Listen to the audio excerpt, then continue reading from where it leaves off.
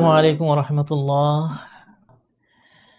একটা হাদিস আবু যার গিফারি রাদিয়াল্লাহু আনহু, আব্দুল্লাহ ইবনে আব্বাস রাদিয়াল্লাহু আনহু, আনাস ইবনে মালিক রাদিয়াল্লাহু আনহু একাধিক সাহাবী বর্ণনা করেছেন। সেখানে আল্লাহ রাসূল সাল্লাল্লাহু আলাইহি সাল্লাম বলতেছেন, এই হাদিসটাকে হাদিসে কুদসি বলা হয়, কারণ তিনি আল্লাহর ভাষায় কথা বলতেছেন।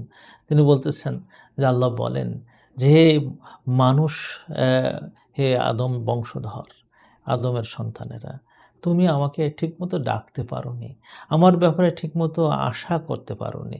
যা তুমি করেছো, আশা করেছো, ডেকেছো, আমি কিন্তু তোমাকে ক্ষমা করে দেই।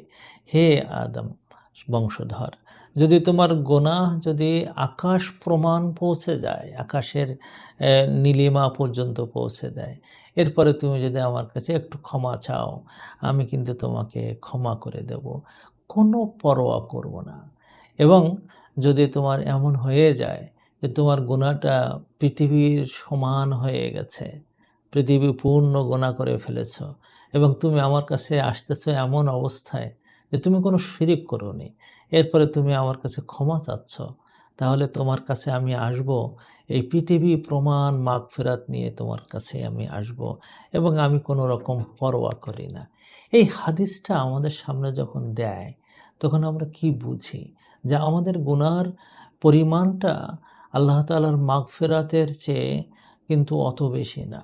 সেজন্য আমরা যদি গুনাহ করি, শিরিক যদি না করি, ইস্তেগফার করি, ক্ষমা চাই, আল্লাহ তাআলা কিন্তু ক্ষমা করে দেবেন।